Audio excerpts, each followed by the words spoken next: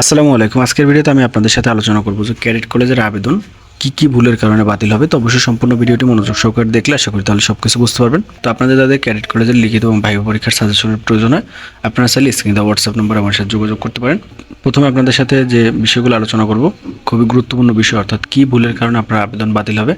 তো আপনারা সার্কুলারে অনেকেই দেখেছেন যে লেখা আছে স্পষ্টভাবে 1 থেকে 18 নম্বর পদের আবেদন জমা দিতে হবে ফৌজদারহাট ক্যাডেট কলেজ এবং 19 থেকে বাকি পদগুলোর আবেদন জমা দিতে হবে পাবনা ক্যাডেট কলেজ। তো দেখা যায় আপনি যদি ভুল করে এক ক্যাডেট কলেজের আবেদন অন্য ক্যাডেট কলেজে জমা দেন, সেক্ষেত্রে কিন্তু আপনার আবেদন বাতিল হয়ে যাবে। এরপর হচ্ছে বিভিন্ন পদে তারা ডিপ্লোমা পাস চেয়েছে, সেক্ষেত্রে যদি আপনি ডিপ্লোমার সার্টিফিকেট জমা না দেন, সেক্ষেত্রে আপনার আবেদন বাতিল হয়ে যাবে। এরপরে হচ্ছে অনেকগুলো পদে তারা স্পষ্টভাবে বলে দিয়েছে যে বিজ্ঞান বিভাগের প্রার্থীরা আবেদন করতে পারবে। তো সেক্ষেত্রে আপনি যদি বিজ্ঞান বিভাগ থেকে পড়ালেখা না করেন, অর্থাৎ সায়েন্স থেকে পড়ালেখা না করে মানবিক বা কমার্স থেকে পড়ালেখা করেছেন, সেক্ষেত্রেও কিন্তু আপনার আবেদন বাতিল হয়ে যাবে।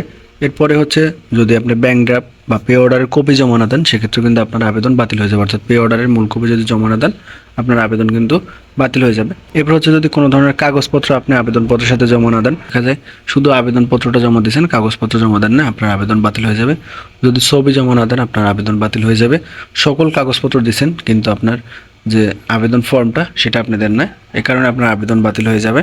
এরপর হচ্ছে যদি আপনার বয়স বেশি কম হয়ে থাকে, অর্থাৎ দেখা যায় সার্কুলারে যে বয়সের কথা বলছে সে অনুযায়ী আপনার বয়স বেশি হয়ে গেছে বা কম হয়েছে, সেক্ষেত্রে কিন্তু এই ভুলের কারণে আপনার আবেদন বাতিল হয়ে যাবে। অর্থাৎ এই ভুলগুলোর কারণে, অর্থাৎ এই গুরুত্বপূর্ণ ভুলগুলো যদি করে থাকেন, সেক্ষেত্রে আপনার আবেদন বাতিল হবে। এছাড়া কিন্তু অন্য কোনো কারণে আপনার আবেদন বাতিল হবে না।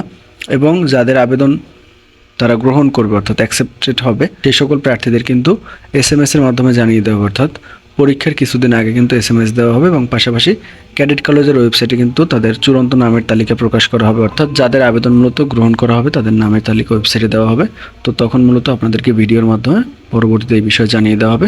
তো আশা করি বুঝতে পারছেন যে কী ভুল করলে আপনার আবেদন বাতিল হবে। তো আপনারা যদি কেউ মনে করেন যে এই ভুলগুলো আপনি করছেন, সেক্ষেত্রেও কিন্তু আপনার আবেদন বাতিল হবে।